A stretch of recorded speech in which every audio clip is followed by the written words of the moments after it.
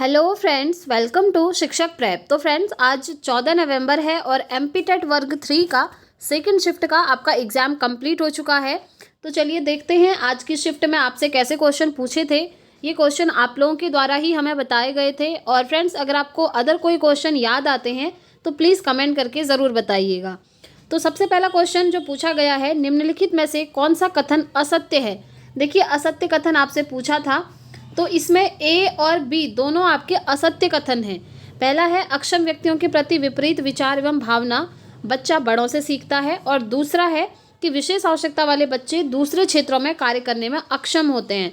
तो ये दोनों ही हमारे असत्य कथन हैं, लेकिन सी वाला सत्य है। तो आपसे असत्य कथन पूछा था, तो हम कहेंगे राइट आंसर ऑप्शन डी होगा, क्योंकि डी में दिया है ए और बी दोनों कथन असत्य हैं। ठीक है, तो डी इसका राइट होगा। नेक्स्ट क्वेश्चन देखिए, विद्यार्थियों की उपलब्धि का मूल्यांकन करने के लिए शालाओं में उपयोग में आने वाली विधियां। अब ये शालाओं, आप इसको स्कूल भी समझ सकते हैं। ठीक है, स्कूल समझते हुए चलिए। तो देखिए, विद्यार्थियों की उपलब्धि का मूल्यांकन करने के लिए जो विधियां उपयोग करी जाती हैं वो आपसे पूछी थी। तो वो है फ्रेंड्स आपकी गुणात्मक विधि और साक्षात्कार विधि, याद रखेंगे। ठीक है, सी ऑप्शन इसका बिल्कुल राइट हो जाएगा।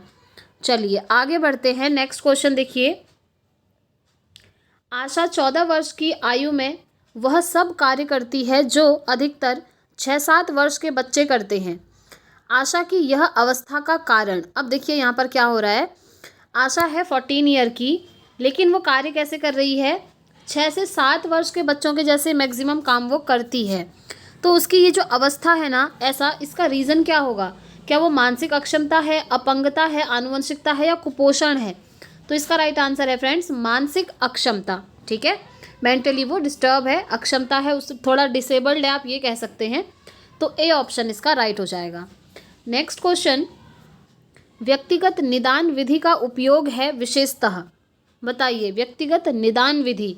तो इसका राइट आंसर हो जाएगा फ्रेंड्स आपका ऑप्शन सी, दुर्बल बालकों का अध्ययन करना। ठीक है, क्या होगा, दुर्बल बालकों का अध्ययन करना। नेक्स्ट क्वेश्चन देखिए जो पूछा हुआ है, सीखने का स्थानांतरण, जो आपका लर्निंग ट्रांसफ़र जिसको हम कहते हैं, तो वो क्या है, सीखने का स्थानांतरण है क्या है, ये आपसे पूछा है। तो इसका राइट आंसर होगा ऑप्शन सी, सीखी हुई वस्तु का अन्य परिस्थिति में प्रयोग करना आपका क्या कहलाता है, सीखने का स्थानांतरण, ट्रांसफ़र। जैसा कि नाम से ही क्लियर है, जैसे आपने कोई चीज़ सीखी है, मैथ्स में आपने कोई कॉन्सेप्ट सीखा, ठीक है, वो कॉन्सेप्ट आपको हेल्प कर रहा है साइंस में कुछ सीखने में। तो इसका मतलब क्या है, लर्निंग यहाँ ट्रांसफ़र हो रही है, स्थानांतरण हो रहा है, मतलब सीखी गई चीज़ का आप अन्य परिस्थितियों में भी यूज़ कर पा रहे हैं। इसी को हम कहते हैं सीखने का स्थानांतरण। ठीक है, तो C option will be the right answer. Next question is, व्यक्तिगत भिन्नताओं के मापन की सर्वोत्तम मापनी कौन सी है। देखिए, व्यक्तिगत भिन्नताओं की बात हो रही है, इंडिविजुअल डिफरेंसेस की बात हो रही है। तो अगर आप इसको मेज़र करना चाहते हैं तो इसके लिए सबसे बेस्ट है फ्रेंड्स अंतराल मापनी। क्या है, अंतराल मापनी, याद रखिएगा। ठीक है, बी ऑप्शन राइट हो जाएगा। नेक्स्ट क्वेश्चन देखिए, विद्यार्थी और शिक्षक के बीच की एक संवादात्मक प्रक्रिया जो उनके सीखने के वातावरण में बदलाव लाती है, वो क्या है, बताइए। बहुत अच्छा और इजी क्वेश्चन इसको कह सकते हैं। मूल्यांकन और आकलन ये दोनों हो जाएंगे। ठीक है, तो इसका राइट आंसर क्या हो जाएगा, ए एंड बी दोनों। तो सी ऑप्शन इसका बिल्कुल राइट हो जाएगा। देखिए यहाँ पर ये जो इन दोनों को मैं आपको थोड़ा सा ब्रॉड में बता देती हूँ, क्योंकि काफ़ी सारे लोगों को ना कन्फ्यूज़न होता है मूल्यांकन और आकलन में। मूल्यांकन होता है इवैल्यूएशन और आकलन होता है असेसमेंट इंग्लिश में। ठीक है, लेकिन अगर इसको हम समझें कॉन्सेप्ट को, तो जो मूल्यांकन होता है वो ब्रॉड टर्म होता है, ये समझिए। आकलन क्या है, इसके अंदर एक छोटा सा हिस्सा है आकलन। ठीक है, जैसे आप बच्चे का आकलन कर रहे हैं, किसी एक पक्ष में आप आकलन करेंगे। जैसे आप बच्चे का संज्ञानात्मक पक्ष का आकलन करना चाहते हैं, तो आपने क्या करा, एक एग्ज़ाम कंडक्ट करवा दिया पेन पेपर टेस्ट वाला। ठीक है, जिसमें बच्चे परफॉर्म कर रहे हैं, किसी के 20 में से 18 नंबर आ रहे हैं, किसी के 20 में से 15 आ रहे हैं। तो यहाँ पर आप क्या कर रहे हैं, बच्चों का संज्ञानात्मक आकलन कर रहे हैं, उनके दिमाग का आकलन कर रहे हैं। वहीं अगर मूल्यांकन की बात करें तो मूल्यांकन ब्रॉड टर्म होता है फ्रेंड्स। यहाँ पर बच्चे के सारे एस्पेक्ट का आकलन किया जाता है, संज्ञानात्मक, भावात्मक, चारित्रिक, व्यावहारिक, सारा ओवरऑल। ठीक है, तो इसीलिए ये जो मूल्यांकन होता है ये ब्रॉड होता है और आकलन इसके अंदर का एक छोटा सा हिस्सा होता है। आई होप अब आप लोग इस चीज़ को समझ गए होंगे और आज के बाद इस चीज़ को लेकर कभी भी कंफ्यूज नहीं होंगे। तो इसका राइट आंसर मैंने आपको बताया ऑप्शन सी। चलिए नेक्स्ट क्वेश्चन देखिए। अध्ययन की दृष्टि से व्यक्तिगत विभिन्नताओं का महत्व है, बताइए। तो देखते हैं ऑप्शन। विद्यार्थियों की व्यक्तिगत शिक्षण व्यवस्था, रुचियों के अनुसार गृह कार्य देना, विद्यार्थियों का समरूप समूहों में वर्गीकरण करना, और नेक्स्ट है विद्यार्थियों का समरूप, नेक्स्ट है उपर्युक्त सभी। तो इसका राइट आंसर क्या होगा? देखिए, व्यक्तिगत विभिन्नताओं का जो महत्व है वो क्या है कि विद्यार्थियों की व्यक्तिगत शिक्षण व्यवस्था, बच्चे को जैसे जैसे समझ में आता है आप उस तरीके से शिक्षण व्यवस्था बना करके बच्चों को पढ़ा सकते हैं। ठीक है। नेक्स्ट क्वेश्चन, विभेदकारी परीक्षण अंतर करता है। विभेदकारी परीक्षण जो होता है वो किस चीज़ में अंतर करता है, ये पूछा था। तो देखिए, वो इन सभी चीज़ों में अंतर करता है, कमज़ोर विद्यार्थियों में भी, सामान्य विद्यार्थियों में भी और प्रतिभाशाली विद्यार्थियों में भी। सो इसका राइट आंसर क्या हो जाएगा? ऑप्शन डी हो जाएगा। ठीक है, D option will be the right answer. चलिए नेक्स्ट क्वेश्चन देखिए। एक बालक जो शारीरिक दोषों से ग्रस्त है उसमें उत्पन्न होती है, क्या उत्पन्न होगी बताइए? संवेगात्मक स्थिरता, अच्छी आदतें, मिथ्याभिमान या हीनता की भावना। तो देखिए, अगर बच्चा शारीरिक दोषों से ग्रस्त है ना तो उसमें क्या उत्पन्न होगी? आपकी हीनता की भावना। डी ऑप्शन इसके लिए एकदम सही रहेगा। नेक्स्ट क्वेश्चन देखिए। बालक में क्रियाओं को नियमित करने तथा रुचि उत्पन्न करने के लिए कौन सा कारक उत्तरदायी है? रुचि उत्पन्न करने के लिए पूछा है, तो ये चीज़ तो आप जानते ही हैं फ्रेंड्स। अगर आप बच्चे में रुचि उत्पन्न करना चाहते हैं ना, कोई भी चीज़ सिखाना चाहते हैं, तो सबसे पहले बच्चे को मोटिवेट करना होता है। जब बच्चा मोटिवेट होगा तभी जाकर वो काम करेगा। और आप जानते हैं, जैसे अभी आप एमपीटेट का एग्ज़ाम दे रहे हैं, आप अंदर से मोटिवेटेड हैं कि मुझे ये एग्ज़ाम निकालना है, फिर मुझे गवर्नमेंट जॉब का एग्ज़ाम निकालना है, तभी तो आप पढ़ाई कर रहे हैं, तभी तो आप इतनी मेहनत कर रहे हैं, है ना? तो आप क्या हैं? मोटिवेट हैं अंदर से। क्या हैं आप? प्रेरित हैं, या इसको अभिप्रेरित भी कहा जाता है।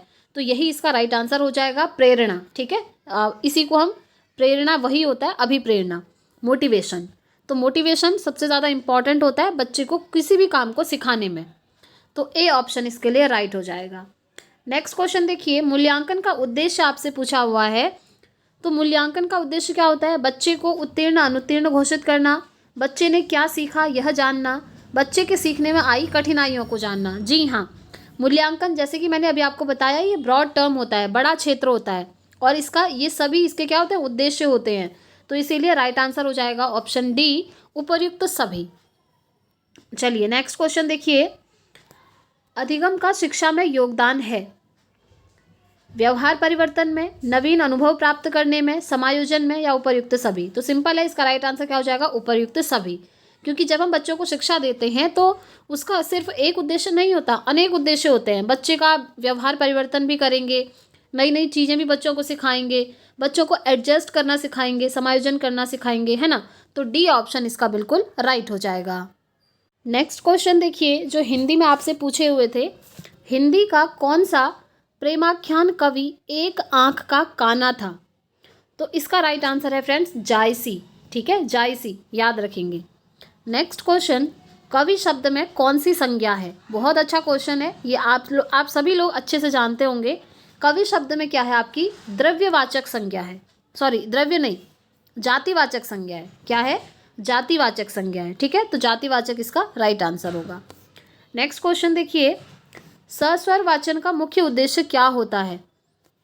तो सस्वर वाचन का मुख्य उद्देश्य होता है फ्रेंड्स, बच्चों की पढ़ने संबंधी झिझक को समाप्त करना।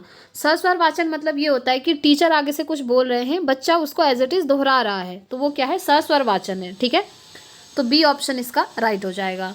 नेक्स्ट क्वेश्चन देखिए। हिंदी भाषा सीखने में पाठ्यपुस्तक क्या है? उसका क्या रोल है? क्या वो साध्य है, साधन है, एकमात्र साधन है, या इनमें से कोई नहीं? देखिए, ये क्वेश्चन ना आपके बहुत सारे एग्जाम में पूछा जा चुका है। अलग अलग स्टेट के जो टेट एग्ज़ाम होते हैं वहाँ पर ये क्वेश्चन बहुत बार पूछा जाता है। इवन जो आपका सीटेट का एग्ज़ाम है वहाँ भी ये क्वेश्चन आपसे पूछा जा चुका है। तो ध्यान रखिएगा, जो पाठ्यपुस्तक होती है ना वो एक साधन होती है।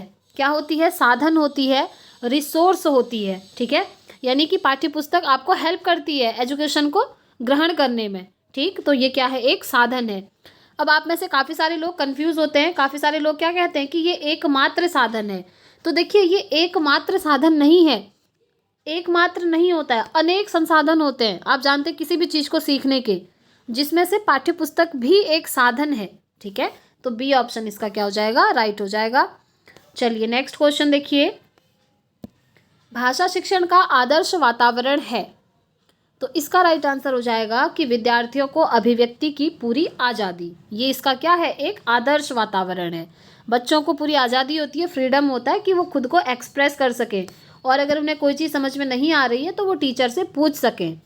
नेक्स्ट क्वेश्चन, वह लेख जिसमें किसी मुद्दे के प्रति समाचार पत्र की अपनी राय प्रकट होती है उसको कहते हैं, उसको क्या कहते हैं, उसको कहते हैं फ्रेंड्स संपादकीय। ठीक है, क्या कहते हैं, संपादकीय कहते हैं। नेक्स्ट क्वेश्चन, जहाँ जहाँ शब्द व्याकरण की दृष्टि से क्या है, जहाँ जहाँ, ये है आपका पुनरुक्त शब्द युग्म। क्या है, पुनरुक्त शब्द युग्म। सी ऑप्शन इसके लिए राइट हो जाएगा। नेक्स्ट क्वेश्चन देखिए, किसी वस्तु को दूसरे देश से अपने देश में क्रय कर लाने की क्रिया क्या कहलाती है, बताइए। ये कहलाती है आयात। ये तो आप सब लोग जानते हैं, दूसरे देश से अगर कोई चीज़ आती है तो उसे आयात कहते हैं, और अगर अपने देश से दूसरे देश में कोई चीज़ भेजी जा रही है तो उसे निर्यात कहेंगे। ठीक है, चलिए नेक्स्ट क्वेश्चन, वह तोड़ती पत्थर देखा मैंने उसे इलाहाबाद के पथ पर, उपरोक्त पंक्तियाँ किसकी हैं, किसने ये पंक्तियाँ लिखी हैं, तो ये लिखी है फ्रेंड्स सूर्यकांत त्रिपाठी निराला जी ने। ठीक है, किसने, सूर्यकांत त्रिपाठी निराला जी ने। नेक्स्ट क्वेश्चन, सोहत ओढ़े पीतपट श्याम सलोने गात, मनो नीलमणि शैल पर आतप परियो प्रभात, प्रयुक्त पंक्तियों में कौन सा अलंकार है। अलंकार से क्वेश्चन पूछा है, तो इसमें है फ्रेंड्स आपका उत्प्रेक्षा अलंकार। डी ऑप्शन इसके लिए राइट हो जाएगा। नेक्स्ट क्वेश्चन देखिए, गीता मंद मंद मुस्कुरा रही है, इस वाक्य में मंद मंद व्याकरण की दृष्टि से क्या है, मंद मंद ये क्या है, ये आपका क्रिया विशेषण। ठीक है, बी ऑप्शन राइट हो जाएगा। नेक्स्ट क्वेश्चन देखिए, ज्ञानपीठ पुरस्कार किस क्षेत्र में श्रेष्ठ कार्य करने पर दिया जाता है। देखिए ये आपका नॉर्मली जनरल नॉलेज का भी क्वेश्चन है, ये आपको पता होना चाहिए कि जो ज्ञानपीठ पुरस्कार होता है फ्रेंड्स वो आपको साहित्य के क्षेत्र में दिया जाता है। ठीक है, डी ऑप्शन इसके लिए राइट हो जाएगा। तो फ्रेंड्स हमने सारे क्वेश्चंस देख लिए जितने भी आप लोगों के द्वारा हमें बताए गए थे आज सेकंड शिफ्ट में जो आपसे पूछे हुए थे। आई होप आपको वीडियो पसंद आई होगी फ्रेंड्स। वीडियो पसंद आई है तो प्लीज़ वीडियो को लाइक ज़रूर करें, और अगर आप चैनल पर पहली बार आए हैं तो चैनल को सब्सक्राइब कर लें ताकि आगे आने वाली हर वीडियो की नोटिफिकेशन आपको टाइम से मिलती रहे। तो इस वीडियो में इतना ही रखते हैं फ्रेंड्स, मिलते हैं नेक्स्ट वीडियो में नेक्स्ट पेपर के एनालिसिस के साथ। Thanks for watching.